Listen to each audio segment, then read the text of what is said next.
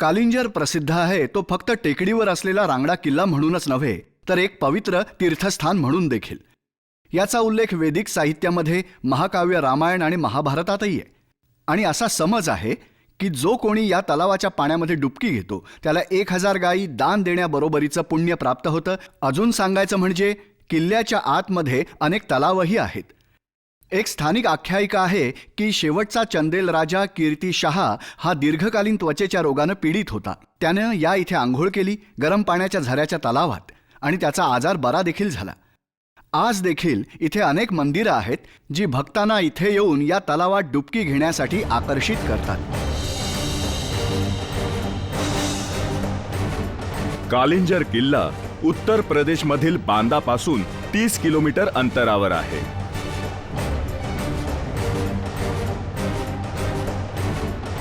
जो किल्ला आज आपल्याला पाहायला मिळतो तो मध्ययुगीन काळात बांधला गेला असला तरी याचा उल्लेख प्राचीन काळातील नोंदी आणि आख्यायिकांमध्ये सातत्याने सापडतो.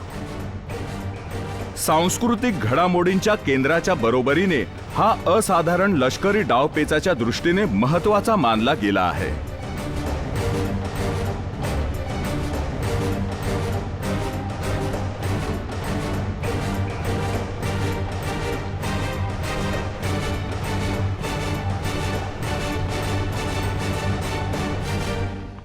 कालिंजरला महत्त्वाचं मोक्याचं ठिकाण म्हणून महत्त्व होतं. त्याचा नावलौकिक दूरदूरपर्यंत पसरला होता आणि त्यामुळे प्रत्येक मोठ्या लष्करी दलांना ज्यांना भारताला त्यांच्या अधिपत्याखाली आणायचं होतं त्यांची नजर या किल्ल्यावर होती.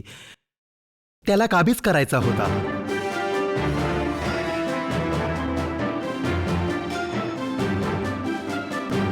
हा किल्ला 250 मीटर उंच टेकडी माथ्यावर विसावलेला आहे. हा किल्ला गिरिदुर्ग आणि वनदुर्ग म्हणजेच रॉक फोर्ट आणि फॉरेस्ट फोर्ट या दोन्हींच्या वैशिष्ट्यांचा मिलाफ आहे.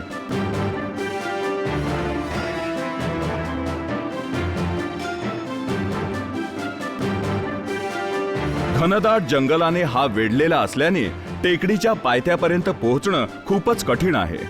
संपूर्ण परिसर नद्या नाल्यांनी भरलेला आहे. भोवतालचा प्रदेश कालिंजरच्या भोवतीचं रहस्यमय वलय अजूनच दाट करतो.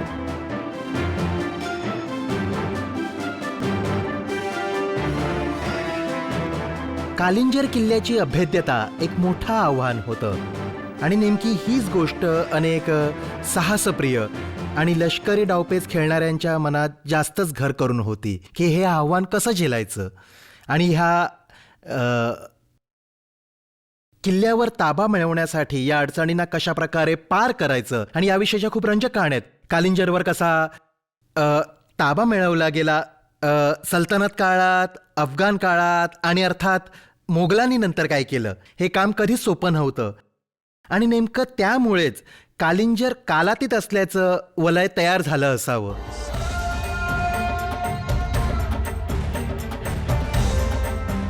निसर्गाने कालिंजरला शक्तिशाली सुरक्षा छत्राची देणगी दिली होती. त्याचं चिलखत म्हणजे जंगल होतं जे भेदणं सहजी शक्य नव्हतं. खडकाळ पायातून सरळ वर जाणाऱ्या 45 मीटर उंच तटबंदी,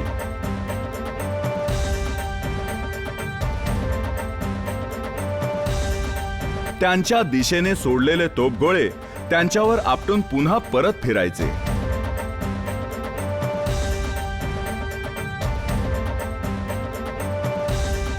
दुर्भेद्य कालिंजर दिल्लीच्या प्रत्येक महत्वाकांक्षी सुलतानासाठी एक महत्वाचं आव्हान होतं. अशा प्रकारच्या नावलौकिक असलेल्या किल्ल्यावर आक्रमण करण्याचं जेवढं मोठं आव्हान तेवढंच जास्त महत्त्व त्याच्या लष्करी मोहिमेला आणि त्याच्या भव्यतेला दिलं जातं. अशा प्रकारची जी अनेक कारणं असतात एखाद्या किल्ल्याचा नावलौकिक त्याचा दरारा वाढवण्यामागे, आणि ती बऱ्याच वेळा गैरलष्करी कारणं देखील असतात.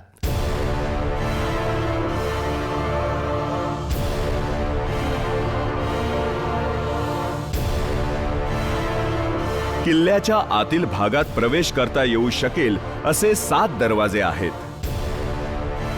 पहिल्या दरवाजापर्यंत पोहोचण्यासाठी उंच चढ चढून जाणंच मोठ्या जिकरीचं काम आहे. पहिल्या दरवाजापासून ते दुसऱ्या दरवाजापर्यंतचा रस्ता अचानकपणे येणाऱ्या वक्राकार वळणांचा असून उंच चढणीचा आहे.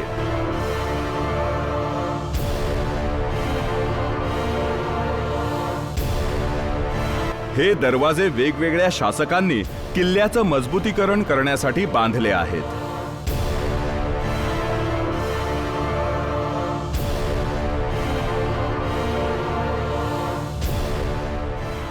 सामान्यतः कुठल्याही सेनापतीला त्याची लष्करी साधनसामुग्री एकाच किल्ल्यावर खर्ची घालायची नसते. तो लवकरात लवकर ताब्यात यावा अशी त्याची अपेक्षा असते आणि म्हणूनच त्यांनी असं धोरण ठरवलं की आधी वाटाघाटी करायच्या, तहाच्या किंवा युतीच्या शक्यता तपासण्यासाठी, आणि अशा सगळ्या वाटाघाटीच्या शक्यता निष्फळ झाल्यावरच मग ते किल्ल्याला वेढा घालून किल्ल्यावर हल्ला करायचे.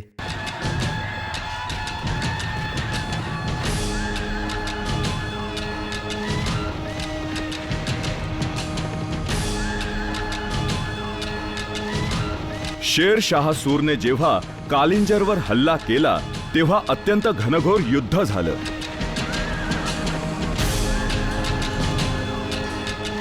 दीर्घकालीन तोफांच्या भडीमारानंतर देखील जेव्हा किल्ला ताब्यात आला नाही तेव्हा शेरशाहने आक्रमणाचं नेतृत्व स्वतःकडे घेतलं. किल्ला तर ताब्यात आला, पण त्यासाठी खूप मोठी किंमत मोजावी लागली.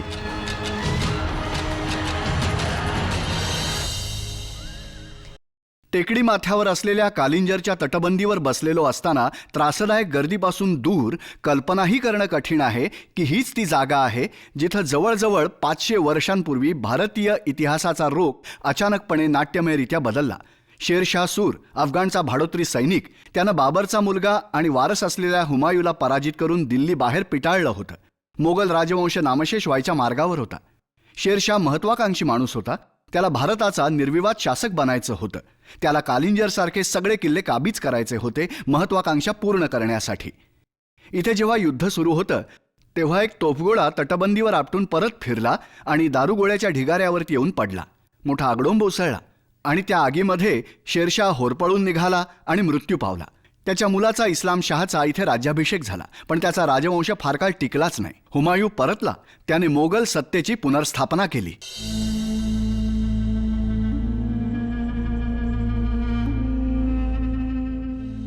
दोन छोट्या साध्या मशिदी किल्ल्याच्या प्रांगणात उभ्या आहेत. एकीचं नाव आहे कलाती आणि दुसरीला इस्लाम शाहची मशीद म्हटलं जातं. शेरशाहच्या मुलाने त्याच्या तिथल्या मुक्कामाच्या दरम्यान ही मशीद बांधली होती.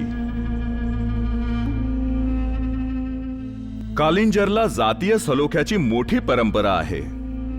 लोककलाकार दोन्ही हिंदू आणि मुसलमान किल्ल्याच्या वारशाला साजरं करतात.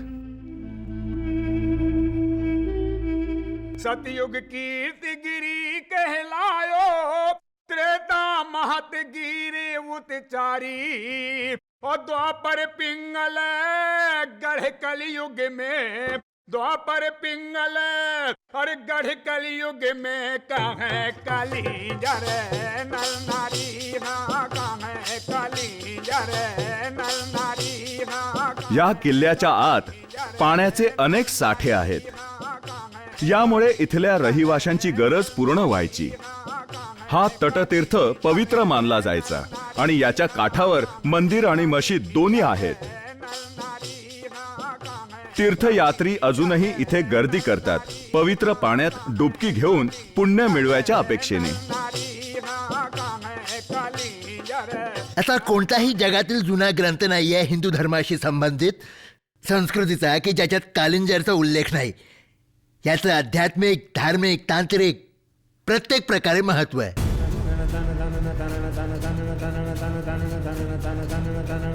किल्ला ज्या मोठ्या टेकडीवर उभा आहे त्याच्या उभ्या खडकावर मांडूक भैरवाची मूर्ती कोरलेली आहे.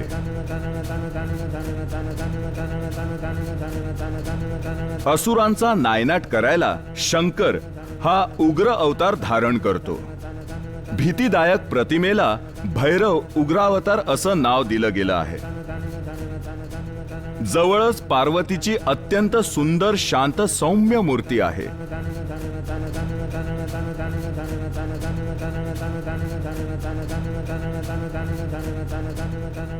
वासन है शाला ऊपर सर के लो हिंताला जहाँ पर बैठ गए मतवाला या से खुश माही खुशी भये सब देवता बोलत जय जय काला मगन भई थी पार्वती जी तब पहरावती जय माला।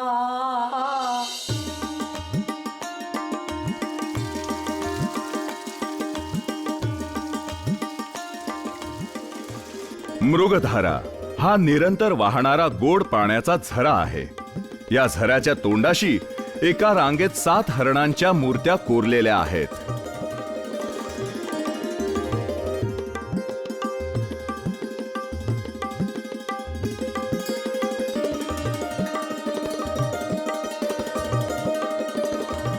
कालिंजरचे चंदेल शासक शंकराचे असीम भक्त होते आणि त्यांच्या नंतर शासन करणारे बुंदेला विष्णूचे पूजक होते. त्याच बुंदेलांनी वाड्या सदृश्य प्रार्थना स्थळांचा निर्माण केला व्यंकटरूपी विष्णूची पूजा करण्यासाठी. या इमारतींमध्ये बुंदेला वास्तुशास्त्राचे सर्व घटक आहेत.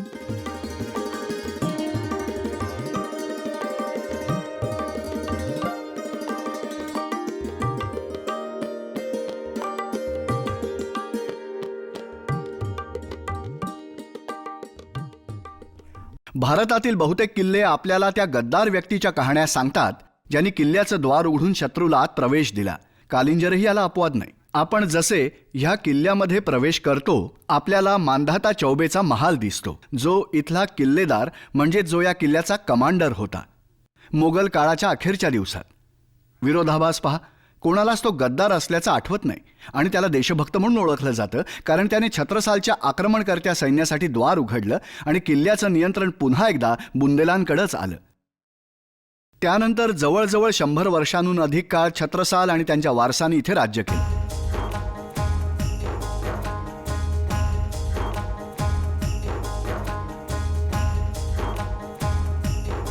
चौबे महाल हा नंतरच्या काळात बुंदेला शैलीत बांधण्यात आला आहे. छोटा असला तरी आकर्षक आहे.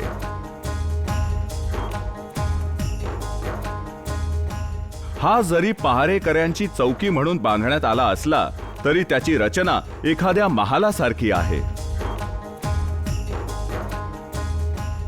दरवाजे, कमानी आणि स्तंभ हे सगळेच नाजूक दगडी कोरीव नक्षी कामांनी सुशोभित आहेत.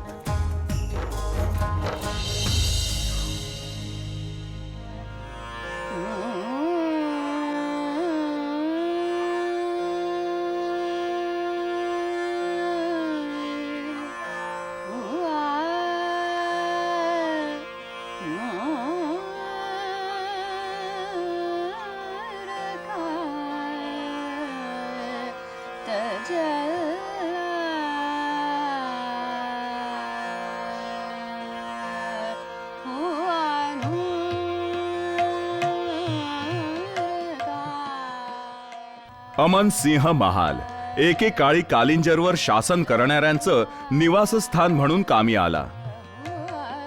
हा देखील बुंदेला राजपूत शैलीत बांधला गेला आहे.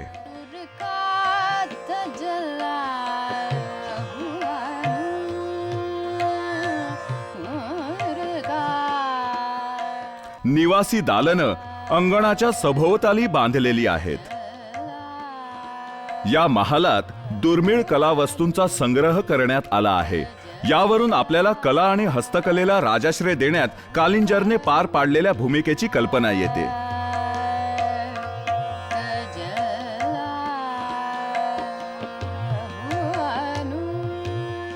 यासारख्या इमारती या रांगड्या किल्ल्याच्या हळूवार असलेल्या बाजू दाखवतात.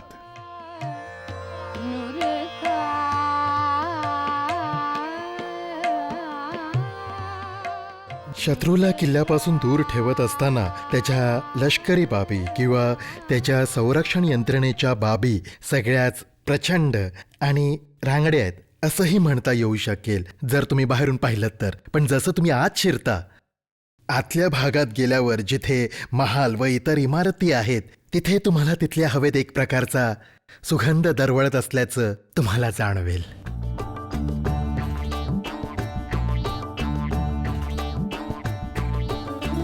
रंगमहाल शाही कुटुंबांच्या आणि दरबाऱ्यांच्या करमणुकीसाठी वापरला जायचा. महालाच्या मधोमध असलेल्या चौकाचा वापर खुलं रंगमंच म्हणून व्हायचा आणि प्रेक्षक सभोवतालच्या गॅलरीत बसून संगीत आणि नृत्याचा आनंद घेऊ शकायचे.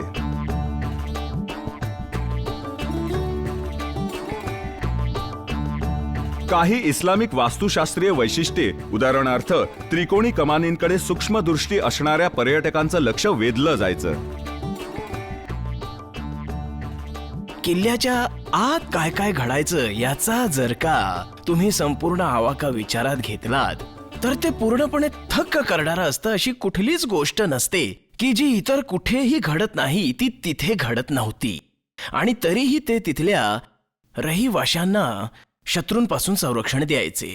मी कल्पना करू शकतो की ते सतत धोक्याच्या छायेत वावरायचे आणि तसंच सतत विस्मयात देखील राहायचे, कारण प्रत्येक दिवस जर काही अनुचित घडलं नाही तर तो दिवस त्यांच्यासाठी विस्मयाचा असायचा.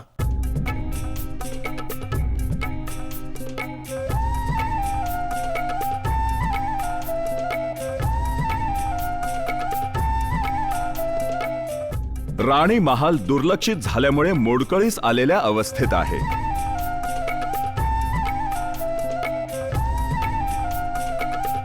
त्याच्या मूळ रूपाची कल्पना करणं कठीण आहे.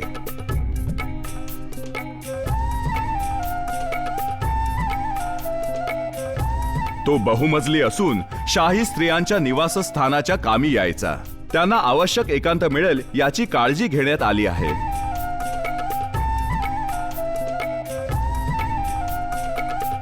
बाहेरच्या थेट नजरेपासून आतील भाग लपलेला आहे. किल्ल्यामध्ये असे अनेक मार्ग आणि ठिकाणं, तळघरं असायची की त्या किल्ल्यात राहणाऱ्यांना देखील तिथे प्रवेश नसायचा किंवा त्यांना माहीतही नसायचं. हे तर जणू काही काय म्हणता येईल, हे एक आपल्या आयुष्याचं रूपक बनू शकतं असं म्हणता येईल. आपल्या आयुष्यात खूप काही असतं जे आपल्याला माहीतही नसतं. ही सगळी आतील लपवलेली गुप्त ठिकाणं जिथे आपल्याला प्रवेश देखील नसतो.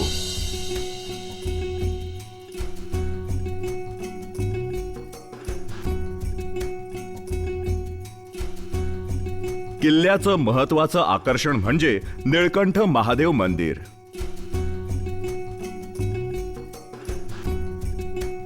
हे शंकराचं मंदिर टेकडीच्या पायथ्याशी आतील तटबंदीच्या जरासं बाहेर आहे. याच्यापर्यंत पोहोचण्यासाठी 2 दरवाजे पार करून आणि अनेक पायऱ्या उतरून खाली जावं लागायचं.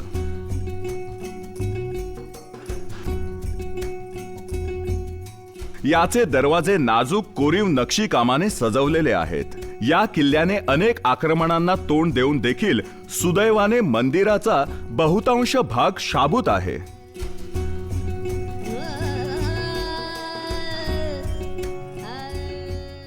एक महान किल्ला बनायच्या आधी हे एक महातीर्थस्थान देखील होतं. हे ठिकाण संन्याशी, ऋषी आणि महर्षींसाठी होतं जे इथे प्रायश्चित्तासाठी यायचे. आपण भगवान शंकराला अनेक अवतारांमध्ये पाहतो. एकतर जडी, चर्मी, शिखंडीच सर्वांग सर्व भावना, हरीच हरणासह सर्व भूधार प्रभू. तर आपण भगवान शंकराला अनेक रूपात पाहू शकतो आणि तसंच शिवलिंग रूपात देखील.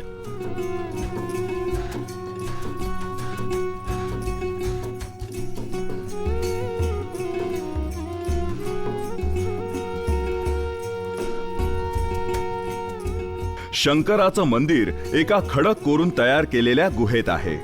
बाहेरची मोकळी जागा मोडकळीस आली आहे. त्याचं छत पूर्णपणे कोसळलं आहे आणि ज्याच्या आधारावर ते होतं ते फक्त 12 मोठे स्तंभ शाबूत आहेत.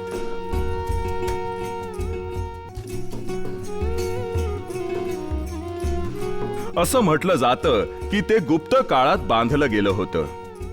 एकेकाळी ज्या स्तंभांनी छताला आधार दिला होता ते यक्ष आणि गंधर्वांच्या मूर्त्यांनी सजवलेले आहेत.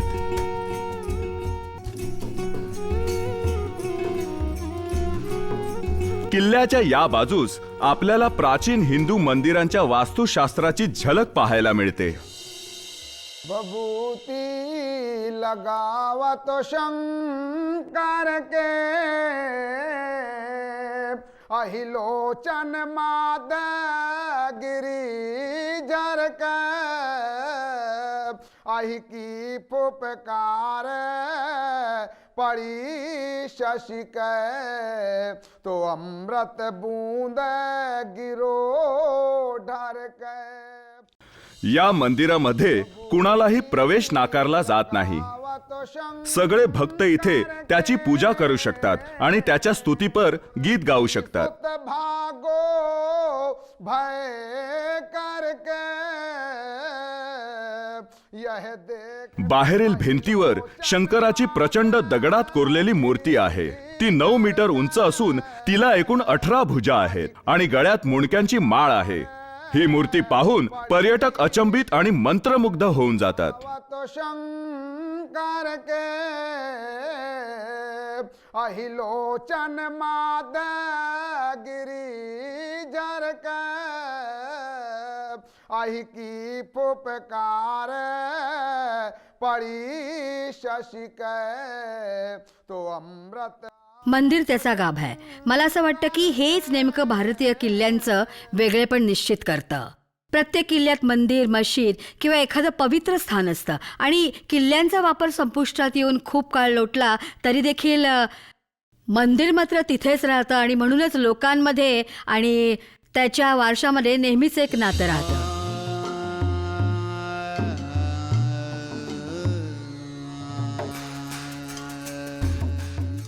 अनेक सुंदर पुतळे या किल्ल्याच्या प्रांगणात विखुरलेले आहेत. मोठ्या प्रमाणात वेगवेगळ्या रूपातील शंकर आणि त्याचे कुटुंबीय आहेत. शंकराच्या कुटुंबियांशिवाय इतर हिंदू देवदेवतांचं प्रतिनिधित्व देखील पाहायला मिळतं. त्यातील काही तुटल्या असल्या तरी त्या अत्यंत आकर्षक आहेत. या मूर्त्या या किल्ल्याच्या अनमोल वारशाचा भाग आहेत.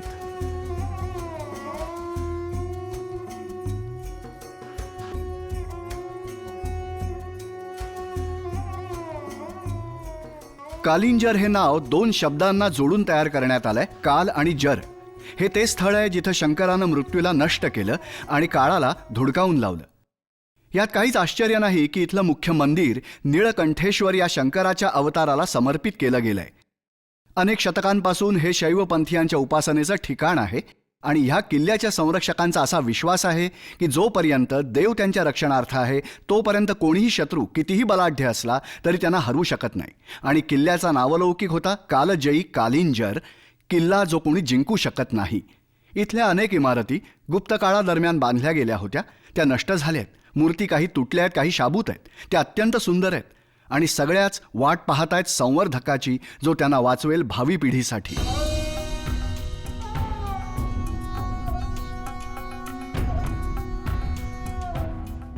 कालिंजर खूपच विद्रूप अवस्थेत आहे. एक प्रकारची उदासीनता इथे भरून राहिली आहे. मूर्त्या आणि पुतळे जे कधी काळी पूजले जात होते आता तुटल्या फुटल्या अवस्थेत सर्वत्र विखुरलेले आहेत, उपेक्षित बेवारसपणे. दुर्लक्षित झाल्यामुळे अनमोल वारसा वाया चालला आहे.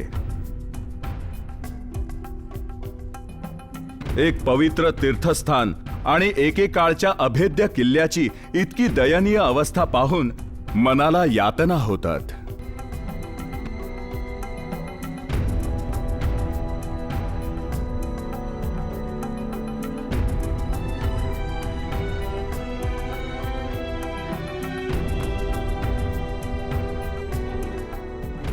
काळाने खूप मोठी किंमत घेतली आहे. कालिंजर ज्याने इतका दीर्घकाळ इतक्या समर्थपणे इतरांना संरक्षण दिलं, त्याला स्वतःला आज संरक्षणाची गरज आहे. या बाबतीतला थोडासा उशीर देखील या किल्ल्यासाठी जीवघेणा ठरू शकतो.